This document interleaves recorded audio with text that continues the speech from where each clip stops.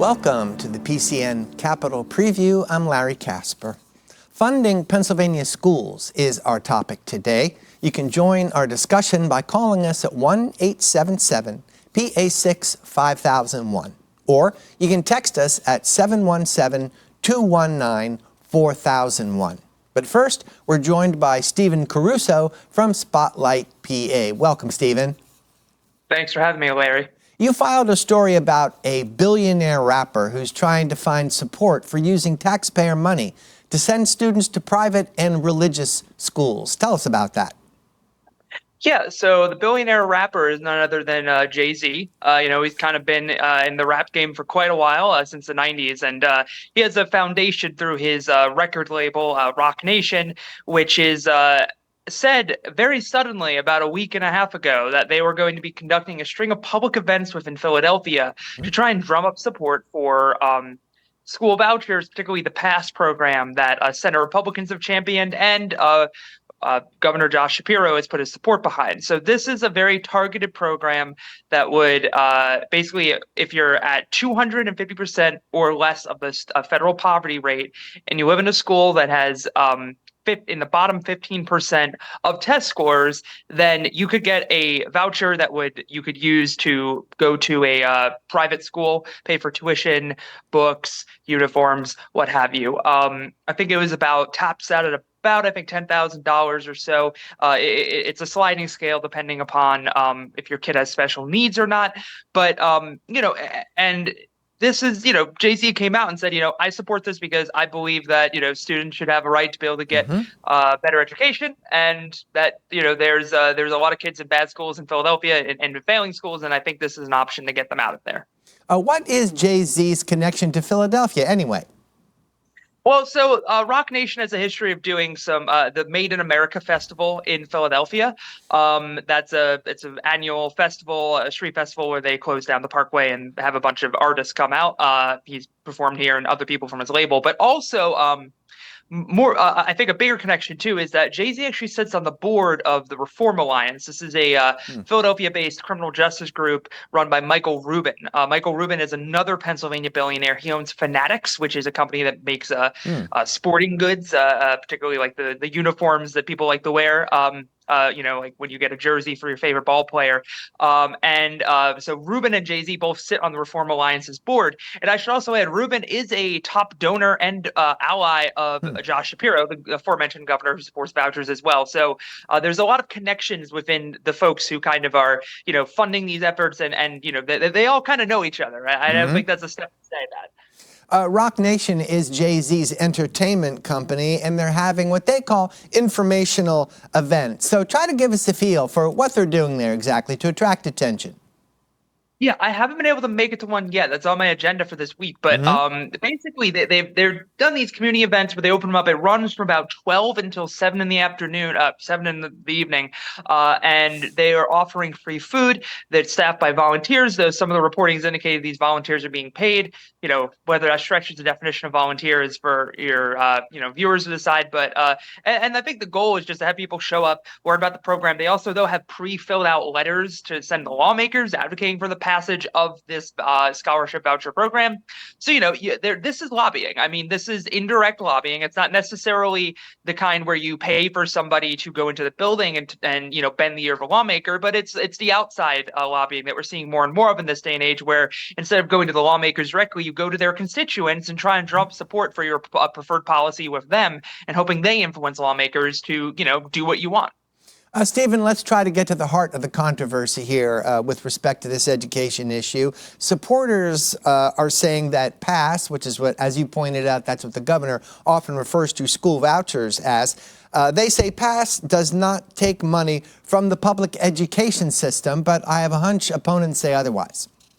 Yeah, so I mean, I think the way to think about it is opportunity cost. That's this economics term of if you use money here, you're not using it there. So in the sense of the program as proposed will not necessarily lead to a immediate loss of money for schools. But first off, the state has a lot of money. It has about $14 billion in surplus. But any dollar that goes to a scholarship program, opponents argue, is money that isn't going to public schools, which is something that our courts have ruled are underfunded constitutionally.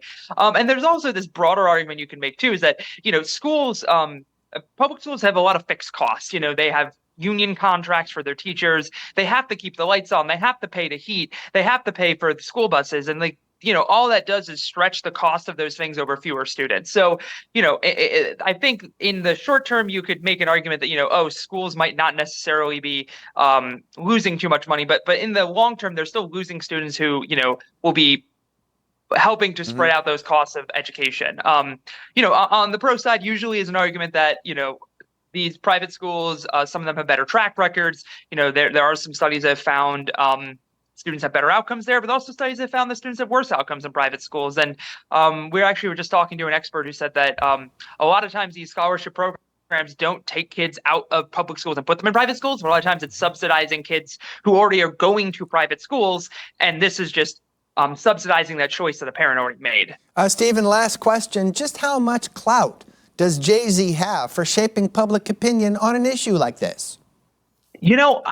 I think it's hard to say. Obviously, he's a big name. But, even Senator Anthony Williams, a very pro-voucher, pro-school choice lawmaker who I talked to, said, he thought it would be good for drumming up support among people who might not know about it, but he wasn't sure if he'd be able to move the needle in the Capitol. I think I've had a few conversations, but it's hard to say. All right. Thank you very much, Stephen Caruso from Spotlight, PA. Thanks for your time. More PCN Capitol Preview after a short break. Welcome back. Our guests are Representative Mike Sterla, co-chair of the Basic Education Funding Commission, and Senator David Argall, chair of the PA Senate Education Committee.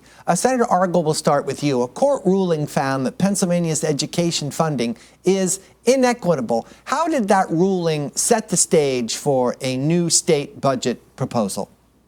I've said it many times. The court told us what I think many of us had suspected. We knew the school funding system was illogical. We knew it was unfair. Now we know that it's unconstitutional. And so every year education is at the center of the budget. This year will certainly be no exception. Well, certainly the court put more emphasis on it, so I'm expecting that they helped influence shaping the budget this year. Yeah, I mean, look, we've constantly put more money into education, but we never actually figured out. I always use the analogy: there was a hole in the backyard, and in lean years we'd put a bucket full of money in, and in good years we'd put a wheelbarrow load full of money in, but we never checked to see how big the hole was. And when we finally walked around the backyard, we saw it was an Olympic-sized swimming pool-sized hole. And we finally calculated that this year as a result of the court case, largely, because they said, you aren't doing your job. And we were like, but we put more money in. They said, you're still not doing your job. And look, we could stop building roads in Pennsylvania. We could stop building prisons. We could stop funding a whole lot of things, and we wouldn't be in violation of the Constitution. No one could take us to court. But 10 years ago, a group of schools took us to court and said, you aren't doing your job. And the court, after a 9-year court case and a 786-page decision, said, yeah, they're not doing their job. And here's what they're not doing. So, Senator Argall, what else did you get out of that 786-page decision? In other words, what did the court ruling say that's useful to you for making changes in the future?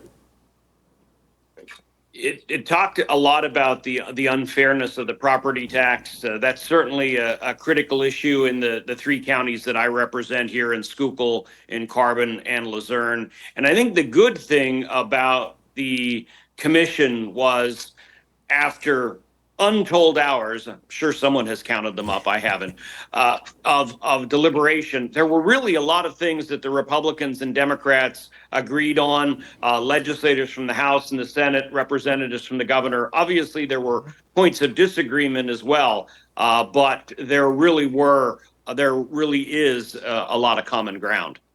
A reminder, viewers, you can call our program, join the discussion at 1-877-PA6-5001, or you can text us at 717-219-4001. And I'd like your comments, Representative Sturla, on the property tax issue in general, and certainly it affects your constituents, and this whole discussion goes back many years. Yeah, well, and as was pointed out, the court said, look, you rely too heavily on local property taxes. So in the formula that we put together that passed in the House on a bipartisan vote, we said part of what we're doing is we have to fund education because the court said you're not putting enough money in. We made sure it's done in an accountable way, but we also then included a fund which is called an equity fund, which says if you've been overtaxing your locals to make up what the state hasn't been doing, we're going to give you some money specifically. We're going to give you the money you need to fund your education, but we're going to give you some more money so that you can actually give some taxpayer relief. That sounds like property tax relief. That's property. Now, people say, well, okay, where's my rebate. Right. The reality is the schools are still woefully underfunded for the next 7 years until we get them up to snuff. Even with the dollars that are there specifically for property tax relief, in some cases, it's just going to mean that until we get that school funded, it's just not going to raise its taxes because they'll use that money to offset the fact that they don't want to take in new money. We don't want them raising taxes, but they still don't have enough money to fund their educational system. And so part of this is there's a it's like two merging lines. When we get 7 years out, people should see some property tax relief and they should see their schools properly funded. But it's going to take a while to get there. Yeah, and I do want to talk about that time span of realizing some of these goals in 7 years' time. But let's get back to the bill you alluded to a minute ago, which is that the House passed a raise for education funding. And by how much, and give us the details. Yeah, so essentially it's about $1 billion a year for the next 7 years. It includes an adequacy fund, which is to fund schools adequately. It includes an equity fund. And then that bill also included doing some changes to the way we reimburse on cyber charter schools. Currently, as a result of COVID, literally every school district now has their own cyber charter program or cyber program within their own schools, whether it's through their IU or whether it's through their own high school. And so we looked at how much does it actually cost for them to run those cyber programs. And it's about $6,000 per student because you don't count in all the costs of facilities and lighting things and, janitors and running sports programs and things like that. So what we said was, well, then let's say we'll give the benefit of the doubt. We'll say, how about $8,000 a year if you're charging us for a cyber program? In the state of Pennsylvania right now, cyber programs are charging the school districts between $10,000 and $30,000 a student. And so we said a little bit too much. And part of the reason they say they need that money is because they're doing TV ads. You've all seen those slick TV ads. You've all seen those billboards. That's all state taxpayer dollars that we send to those cyber charter schools so that they can advertise to say, you really want to put your kid over here instead of your school. Well, the schools don't advertise and compete with them. They just, so we basically said, knock it off. I'm all for cyber charters and what they have the ability to supposedly do. But you don't need to be out there spending millions of dollars in advertising. What do you think of that, Senator Argall? What do you think of that remark about overfunding cyber charters? I think it's an important discussion we should have. But the one thing, please, we want to make sure that we aren't helping kids in traditional schools by punishing kids in charters or cyber charters. I think a lot of us made a decision a long time ago that we're going to embark on some form of school choice here in Pennsylvania. Some people like that, some people don't. There is an important discussion to what is the right number. I know Governor Wolf, who was no fan of the cyber charters, proposed a lot more money than the $8,000 rate. And so I suspect the budget negotiators in the next few weeks will be talking about that. But we want to really be sure that we're helping all kids, not just some kids. And now that we've introduced the subject of this bill that just passed the House, which represents about $1 billion increase for education funding, the Senate has yet to look at this. Senator Argall, what are your impressions so far? We're looking at it very carefully. As you'd indicated, we just received it. Representative Sterla had talked about the fact that, some school districts obviously have a much higher tax load than others. We want to make sure that one of the parts of the bill, we don't want to encourage school districts to raise their property taxes. I think that's the last thing any of us should want to do. And so, as always, the devil's in the details, but we've begun our work in reviewing it line by line. Yeah. If I could also point out, it's the bill is $1 billion this year, $2 billion next year, $3 billion in year 3, $4 billion in year 4, $5 billion, till you get to the $7 billion. So it is a compounding thing because, look, we knew that school districts, if we said we're going to give school districts the $7 billion that we think is necessary to do the job that they need to do, and we did it on day one, they couldn't possibly hire enough teachers, gear up, curriculum, do all the things that are necessary to make that function. So we said, do it over an extended period of time. Yeah, why is 7 years the right span of time? Well, originally the advocates, which the court said we needed to work with the advocates, that was a charge that they gave the legislature. They said work with the plaintiffs in the case to work something out. The plaintiffs wanted it to be in 5 years. They said, we think we can ramp up in 5 years. The governor said, look, let's play the conservative side of this. Let's make sure that we have the funds to do it so that we aren't, getting to year 3 and going, oops, we ran out of money kind of thing.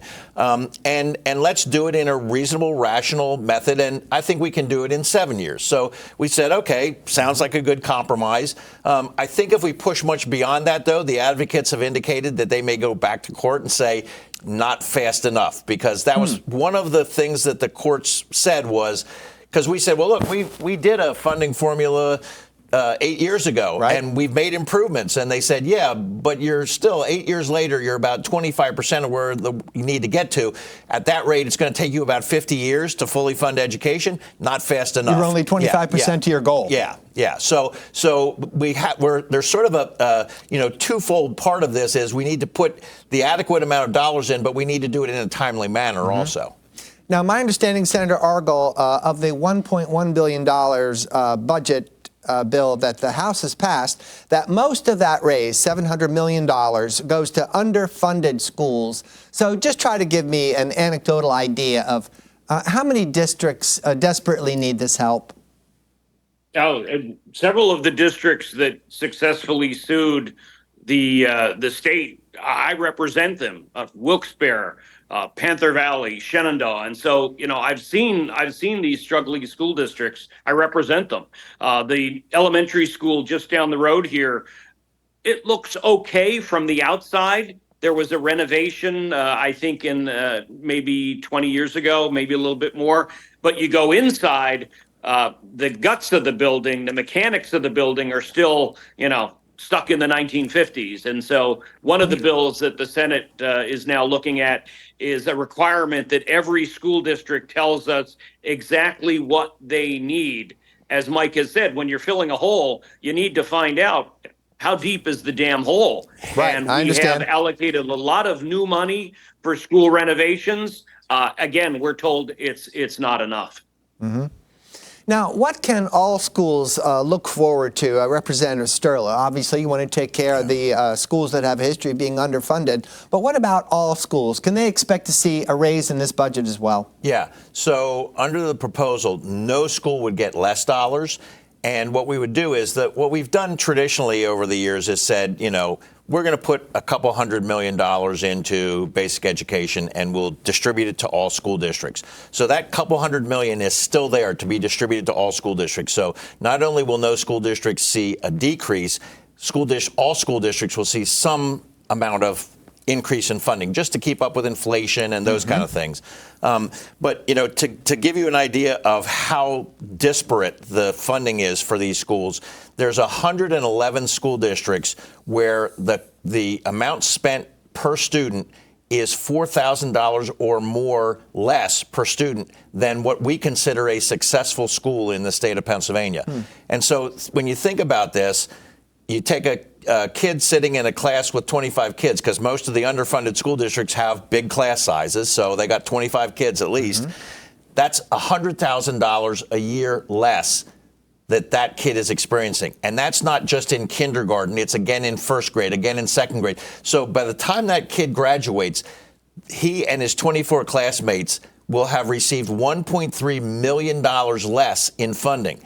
Now, money's not everything, but $1.3 million buys a lot of computers, buys a lot of books, improves a lot of classroom settings, gets you curriculum that actually is current, gets you, a teacher's aide, gets you tutoring, gets you a school nurse, gets you an art class, gets you $1.3 million for one class of kids is a lot of money, and it's really, as money's not everything, but if you use that money effectively, we saw in 2008 when we had put some money into education, and we had then what was Republican Speaker Sam Smith's accountability block grants.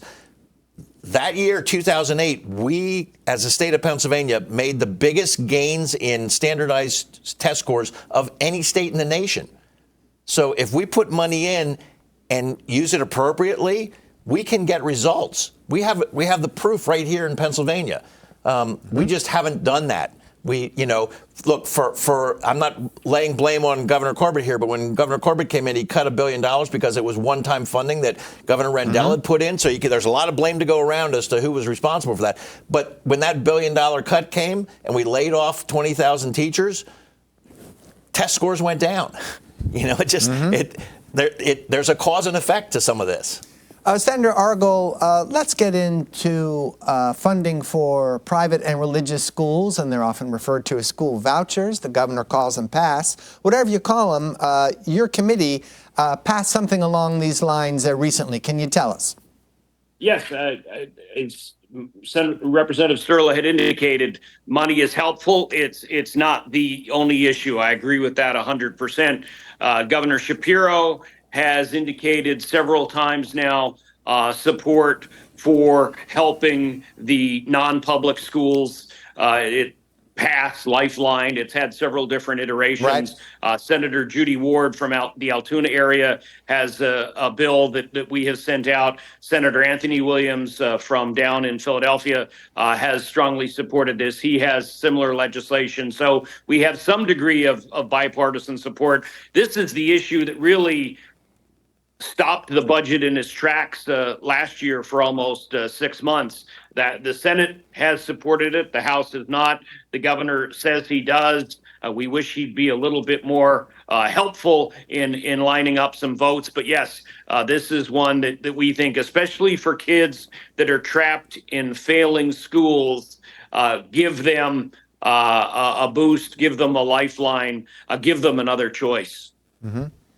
So, Senator, just give us the basics then of the plan that's passed and exactly what is being proposed here in the bill that the committee passed recently. It would say essentially that for those schools with the test results that no one could be proud of, we're giving these kids another choice. Mm-hmm. And, of course, this begs the question, where would the funding source be for the school vouchers or PASS? Well, what we did not do was take it away from other kids in other schools. We are fortunate. You've probably seen the numbers that the state tax receipts have come in very well in many aspects. We still have some leftover federal money that was granted to us by Congress and the president. And so we think that would be a perfect opportunity to really help some of these kids in some of our most difficult circumstances. What do you think, Representative Sterling? The governor's gone on the record saying he doesn't want to take any money away from traditional public schools. Yeah. Well, the reality is that any voucher program that takes kids out of the traditional school that they're in right now does not save the traditional school any money. Because they don't take an entire class of kids and say, you 25 kids now go over to this school over there. They take one or two kids. And so now you have 23 kids sitting in the classroom instead of 25, but you still have a teacher and a teacher's aide and the cost of maintaining the building and the janitor. So you haven't changed any of those costs. You just added costs to what you have to spend. But we already spend dollars for private and religious schools with bus transportation and a bunch of other things that we do for them. There's tax credits too, right? There's tax credits. We have several programs available for that. What I've said is if you really want to do a voucher program, the place to do that would be in K3, K4, because you're not taking any kids out of traditional schools. You're funding kids that are already in or can't get into a K3, K4 program that are, in a lot of cases, in a church basement, not-for-profit around the state somewhere. And they're struggling because they're trying to get kids in K3, K4 geared up for kindergarten.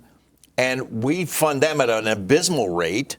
And there's also kids that can't get in. So a parent says, gosh, my 6-year-old is in or in first grade, but my 3-year-old doesn't have a place to go. I still need to stay home, or I need to pay $15,000 a year in daycare so that I can go back to work. If we had a program where we funded K3 and K4, you would have parents going back to work. You'd have, families with higher incomes. You'd have a whole lot. There's a lot of benefits to that. Simply spending more money so that a kid can go to one school versus another, I don't think helps the family necessarily. Representative Mike Sturla and Senator David Argall, we're going to give you a break for a minute while we look at program notes for PCN. On the issues has Susan Spica, Executive Director of the Education Voters of Pennsylvania, with their perspective on school funding. She'll be here on Wednesday at 9 p.m. She'll be followed by Reese Fleury, Board President of the PA Coalition of Public Charter Schools. He'll tell us what his group hopes to gain from a new state budget at 9:30 p.m. On Thursday, Journalist Roundtable continues PCN's focus on education funding. Maddie Hanna from the Philadelphia Inquirer, Sarah Hoffius Hall from WVIA, and Quincy Reese from Trib Live will be the guests on Thursday at 7 p.m. The public affairs coverage you watch on PCN TV is now free on the internet. Go to PCNTV.com and check out our streaming service, PCN Select. PCN is a 501c3 nonprofit television network that receives no government funding. We rely on viewers and donors like you to help PCN bring you everything Pennsylvania. To make a donation, visit PCNTV.com. Representative Sturla, I want to go back to a role that you've played in the past, and I understand you co-chaired the Basic Ed Funding Commission. And how were your responsibilities on that commission this year any different than in years past? Yeah.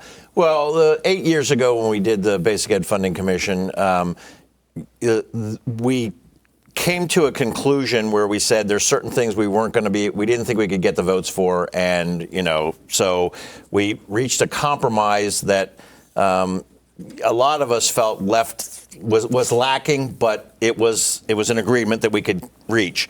This year, while we had two different reports come out of the commission, a majority report and a minority report, we basically felt that given the fact that the courts had already ruled that the way we funded education in Pennsylvania was unconstitutional, that we had to literally get as much as we possibly could. And even if that meant we didn't have a unanimous vote. In fact, one of the Democratic members from the Senate didn't vote for either proposal because she said the Democratic proposal didn't go far enough, and she didn't want the Republican proposal, which obviously didn't go far enough in her mind because we thought we were doing more than. But as Senator Argall pointed out earlier, if you look at both of those reports, a good 80% or more of those reports basically comes to the same conclusion about certain things that need to be done. Then we get into the details of, well, how would you go about doing this and why would you do this? Right. And, so that's where I think there is, and I mentioned earlier, Senator Ahmet has a bill that would require literacy improvements and certain curriculum that is proven to gets results with kids K through 3.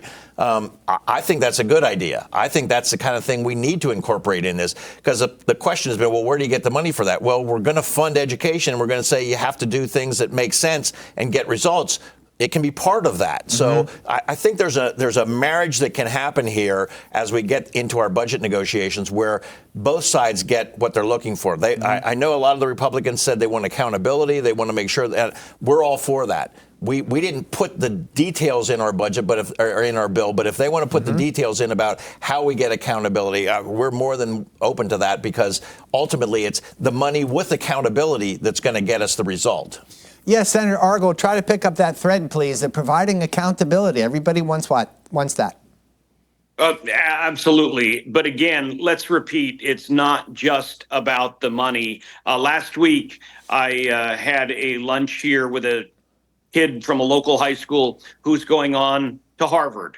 He didn't have the best paid teachers. He doesn't come from a wealthy family.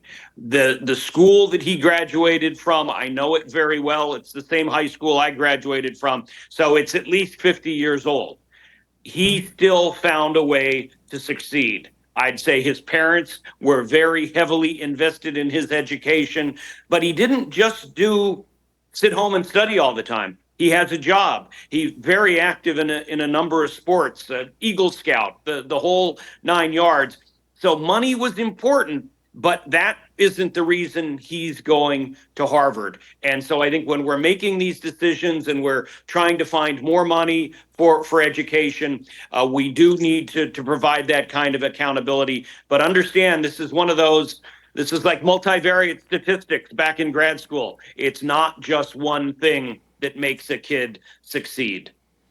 Senator Argall, how can we track progress on lawmakers making funding equitable in the future? Is there any mechanism that makes them stay on track to realize some of these ambitious goals?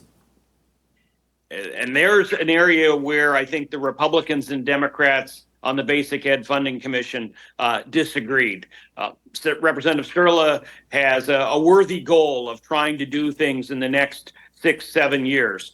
The problem is that we can pass something today, but there's going to be a whole new group of legislators elected in November, and then more new legislators 2 years from now, and on and on and on. They're going to bring different ideas, and they could, if they so choose, undo what we agreed to this month. Someday there's going to be a new governor, and so he or she might have some different ideas. So we can establish goals, we can set the criteria, but these things aren't going to be chiseled in stone. They could easily be addressed in the future and amended again and again and again. Is there any way to future-proof some of your goals? Well, I think that there is a realization that we can't encumber a future legislature. But just as we've done with saying we're going to reduce the capital net income tax or the corporate net income tax over a 10-year period, and we're going to reduce it 0.5 point a year, we put that in legislation. In order for that not to happen, a future legislature has to go and change that. That's different than just saying, hey, we passed 0.5 point cut in the corporate net income tax this year. Next year, the legislature can decide what they want to do. Well, that's a whole different ballgame. Going in and changing it, what we want to do is put in enshrined in law so that the courts and the advocates that say they'll go back into court if we don't have something can say the plan is to do this. Once we veer off of that plan, then the advocates can say, well, we're going back into court if you're going to change that. If we say, well, we only have a 1-year plan, I think the advocates will be back in court next week, because they'll say 1-year plan, that doesn't get you anywhere. You're only 1/7 of where you need to be, So and then we're at the mercy of the court. And one of the things that we've seen in states where you're trying to anticipate a lot of contingencies here is what I'm getting. Well, yeah, but it's so if we can put a plan in place that we know is going to work. Then it's up to some. Well, I still can't control whether they repeal it or not. Up to your successors, right? Yes, to follow through on it, right. But I can basically set a blueprint for them. And that blueprint, if it's not met, then gives the advocates a way to say you aren't living up to what you said you were going to do to make this constitutional. If the legislature in the future says, yeah, we're not funding that, we're taking funding away, we're doing something different. Otherwise, it's a year by year, we got to go knock down, drag them out, slog fest about how we're going to fund education. We're trying to avoid that slog fest for the next 7 years, or at least as bad a slog fest. Now, if some future legislature says we want to have that slog fest, go ahead, knock yourselves out. But there's a plan in place which would get us to where we need to be. And if you want to deviate from that, it had better be better, not worse. Let's get back to that proposed $1.1 billion increase for education, and that's contained in the bill that was passed recently, and consider legislative reaction. And I'm thinking of a colleague of Senator Argall's, that's Kristen Phillips-Hill, and she looked at this plan and she says it's unsustainable without tax increases. What do you say? Well, the Republican Senate, of which she is a member, passed legislation to cut taxes by $3 billion in the state because supposedly we don't need that recurring revenue in the state.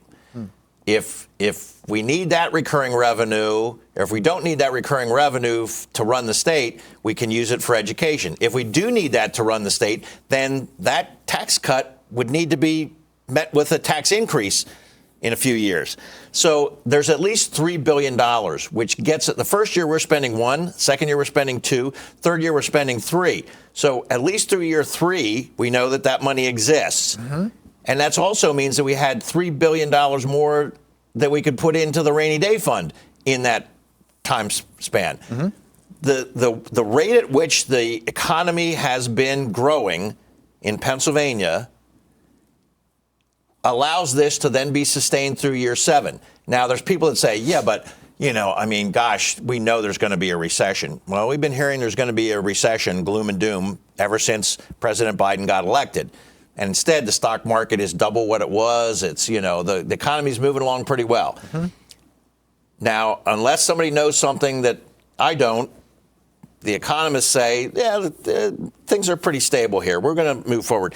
If, in fact, there isn't, if in year 4 or year 5, the economy goes into the tank, I think that would be a reason for the legislature to come back and say, you know what, we're going to deviate from that plan. Because after all, the economy went into the tank. But that does not mean that you don't fund it now up to that point because you're afraid the economy is going to go into the tank. The economy is going to be going into the tank for so long that we now have a $6 billion rainy day fund and an $8 billion surplus this year. At some point in time, you can't keep saying the economy is going to go into the tank. We're just going to hoard more money and we're not going to fund education. The only thing that the court said we needed to do was to fund education. They didn't say we needed to project whether we were going to have a recession. They didn't say, and you get to year 3 or 4, cut something else. Don't cut education. The only thing that we're required to do as a legislature is to fund education. Senator Argall, is there anything you'd care to add to the perspective of your colleague, Kristen Phillips-Hill? She said that the education bill passed by the House is unsustainable without tax increases. She went on to say that it sets out a false promise of massive spending increases the next several years. In terms of the tax cut that Representative Sterla was talking about, I participated in a public hearing on the issue with my House colleagues yesterday in Hazleton, which is the largest community that I represent. And it was pointed out at the hearing that it wasn't just Republicans that voted for that tax cut. Every single Democrat in northeastern Pennsylvania voted for it as well. In order to find opposition to the bill in the Senate, you'd have to go all the way out to Pittsburgh or all the way down to Philadelphia's suburbs. And so it is a very popular, I think, issue. And we always talk about the fact that it ought not to be just about how we're going to spend the money. It ought to be about where it's coming from and whether we can afford to give some of it back to the taxpayers. Representative Sterla is also right in that education isn't the only issue in the budget. We spend a lot of time on health and human services, as we should. We do think that there are some potential savings there. The Senate has sent several bills to the House on this. The idea that there are able-bodied people who are not working. We desperately need them in the workforce. Quite honestly, it would be better for the economy if they would work. It would be better for them. They're going to make much more money in a private sector job than they're ever going to be getting in some kind of a government benefit. And so, I'm not talking about forcing somebody's great grandma to work in one of the coal mines here in Tamaqua. We're talking about able-bodied, especially people in their 20s, their 30s, and their 40s. And so I'm hopeful that we can address that portion of the budget as well. Senator Argall, keep the floor while you have it and tell us about a bill that you've worked on that collects information about the condition of school buildings. And this implies repairs, of course. Absolutely. There's no doubt that we have spent a lot of money in recent years trying to get school districts, large and small, some new dollars. But several years ago, there was an attempt to find out, again, to use Representative Sterla's terms, how deep is the hole? No one knows. School districts did not comply. And so this time our bill will say, if you want $1 from the state to help fix up your schools, we want to see the plan. We want to make sure that we're getting the biggest bang for our buck. Senator Argall, what kind of distractions are students dealing with when they're trying to learn in a school that requires repairs?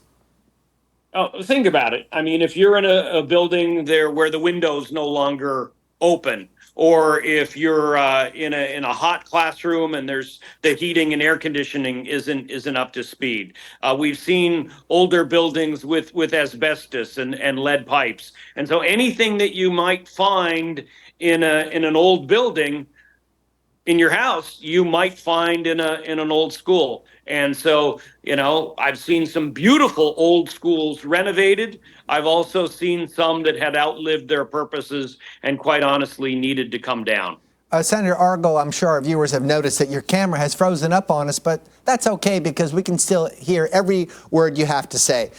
Representative Sterla, let me turn to you. It seems any discussion about education is not complete until we consider teacher salaries, and they're often debated. Is there anything in this bill that you passed recently that will permit teachers to make more money? Yeah. Look, part of this is in order to get people into the profession, we know there's a shortage of teachers.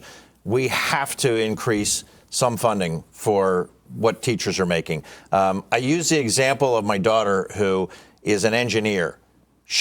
Every firm that she's worked for she worked for Tesla, and now she works for another.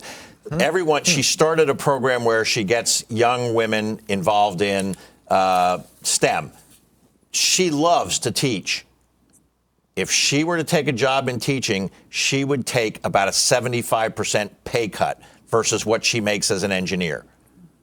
At some point in time, we've got to get teachers so that they're at least making 50 or 60 or 70% of what an engineer does. If we expect them to teach, math and calculus and science and those kinds of things, it's just the reality of the world today.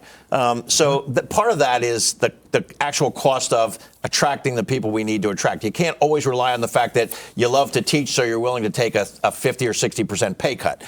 But I want to get back to Senator Argall's point about the buildings. That's something where he and I both on the commission, I think, we're the biggest advocates for that particular aspect, because other people are like, does it really matter? It really does matter to know what we're looking at, because that depends on whether, in some cases, we're probably looking at billions of dollars worth of school construction that needs to get done. The question is, when do we look at doing bond issues when they're at good rates? How do we put that into a pro forma so that we can say to school districts, your building over there, just because it's 10 years old doesn't mean it needs to get something new. But the other thing is, there was one proposal that said, just look at how old the building is. Well, I like Senator Argall, have a couple of really old school buildings that were renovated recently that are state of the art. I have some that were built in 1960 or 1970 that are 50 years old that need to be just torn down. There's just, full of asbestos, kind of things like that. So that you really have to do a complete survey of the buildings and then say what is actually necessary and how are we going to, when do we put them on the schedule for when they get done so that we know what's coming as a state and we know when to do a bond issue and we know what to, I mean, it's just good planning. Senator Argall, your camera is still frozen up. Can you hear us?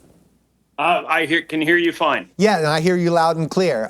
What about the schools in your district? And Representative Sterla brought up a point where there's a school that might be, at a glance, up to date, well, at least 40 or 50 years old, but then it's built with toxic materials, and you got to address that.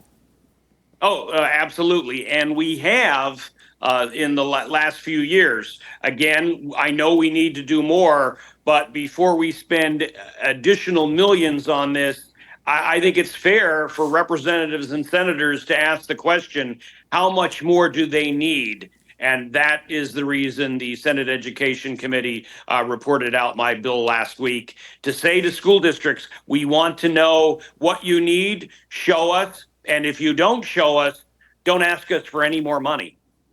Let's take a phone call, gentlemen. This is from West Grove, and it's Linda. You're on PCN. Hi, how you doing? Fine. I was calling about you talking about the schools and stuff. Well, they get all kinds of money. I don't know why they don't put air conditioning in the school. Put those things that you walk through to check and see if they got guns. They get all kinds of money. Teachers don't need no more money. Unions don't need no more money. If they would start teaching school, it would be a different thing. Representative Sterling, you care to take that? Well, I think they need all those things in the building itself, and they also need teachers that are adequately paid. And so I would say we need both. She said metal detectors. That's what she meant anyway. Metal detectors, basic comfort things like AC. Look, we have in the what they call the hardening of a school building. There are 3 tiers. The first tier is like, are the doors locked at all? Or do they have the ability to be locked during the day so that somebody needs to buzz you in? The next level is there then, once you get in past that buzzer, is there a second tier where somebody actually can engage with you so that you could keep a potential shooter out of the building? And so yes, you can get in, and then once they buzz you in, you actually come into human contact with somebody. And then there's other ones which are like, are there locks on the doors of each classroom that trip at a certain point in time? Are they, so that you can keep somebody out of classrooms and things like that? So the majority of schools in Pennsylvania, there are some that still don't have tier 1, which is the basic stuff. There are others that have tier 3, but not everybody's got everything in between. There's a whole lot that needs to be done there, just in terms of safety, so that we don't keep hearing proposals about, well, if you just let teachers carry guns, well, no, we actually want to keep guns out of schools. So, there's those kinds of factors. There is the factors of, as Senator Argall pointed out, there were buildings that were built during the energy crisis in the 70s where they said, don't let the windows be open. Let's cut down the size of the window. That's where all our energy loss is. And so you have this dark classroom, which is not. That was the trade-off. That was the trade-off. Well, we've now figured out how to put a whole glass wall and have it be as energy efficient as the old ones used to be when they tried covering it up with insulation. And so we can now have a bright, cheery classroom for kids as opposed to this dark dungeon that the kids were. So in those buildings, you want to tear part of them down. You want to do those things. But we have to know how to do that. And we have to know where it occurs and where it exists. Senator Argall, we just have a few minutes left on our program. So tell us about what the Senate is thinking about as they consider this bill that came from the House that proposes an increase for education of about $1 billion. Yep, we're going through it line by line, but we're not just dealing with basic ed. We're also, just last week, the Senate enacted, I think, a really broad-based series of bills on higher education. In higher education, we see a very strange dichotomy in that we have some of our colleges with empty dorms and empty classrooms, and then we have other classrooms. Look at right in Representative Sterla's area, Thaddeus Stevens Senator Martin has said several times the School of Technology there is literally bursting at the seams, as is the Penn Tech School, Pennsylvania College of Technology up in Williamsport. And so we're hopeful that the House will look at our higher education reforms as well, so that we better prepare Pennsylvania students and out-of-state students for the jobs of the future. I know that the world only needs so many more political science majors or philosophy majors. We need electricians, we need teachers, we need nurses. And so I'm hopeful that the House will take a look at those bills that were just sent last week by the Senate on a pretty strong bipartisan vote. Our guests have been Representative Mike Sturla, co-chair of the Basic Education Funding Commission, and Senator David Argall, chair of the PA Senate Education Committee. Thank you both. PCN's Ellen France talked to Representative Mary Jo Daley about mental health training for high school coaches. Welcome to our program. Your bill would make mental health training mandatory for high school coaches. Why is this important? It's important because sometimes the coach is the best person for a student to talk to. There was a survey done in the past year that students said that they didn't always feel comfortable talking to family or friends, but they did feel comfortable talking to their coach. An article in the Pennsylvania Capitol Star said the original idea for this bill came from an intern in your office one summer. How did he come up with this bill? That's completely accurate. He was a football player in school, and he had an injury, and he felt really depressed that he wasn't going to be able to play football for the rest of the season. And so he let his coach know that, and I think that it really helped him. And he's a very serious young man, but it was just interesting to have him come up with this project, which we always ask our interns to develop some legislation. So this was very personal to him, but very strong also. What would this training for coaches look like? So the Pennsylvania Department of Education and Department of Health would get together to either write new curriculum, or if there's a model out there that would work, they could adopt that. And so it would be specifically designed for kids to really address kids. Sorry. Do you foresee this in expanding to a requirement for coaches in college or professional teams? At this point, I don't see it. I think definitely it could be helpful, and if it's helpful, to younger people, I would think it would be helpful to older people also. But I'm mainly thinking about high school kids. Do you happen to know if any other staff members in a high school will have to undergo the same training, and how many people in a school are available for students to ask for help? So the teachers and counselors and aides would all be taking training in this regard in order to, school districts are so different and schools are so different that, you really need to educate all of the folks who are interacting with kids and giving them a sense that they can have somebody to go to. Because it's not just the kids playing sports that can be affected, it can be all the kids. Have you heard any feedback from high school coaches at all? Yes, my intern actually did reach out to his own coach, and a couple of other coaches came into Harrisburg to participate in a press conference that we had earlier this year, and they were really very positive about doing this and supportive of the legislation. This bill recently passed the House and now heads to the Senate. Have you heard anyone from the Senate share their thoughts about this bill with you? Well, I hate to put him on the spot, but I'm going to name Senator Martin because he is Mackay's senator, and Mackay had reached out to him about the legislation.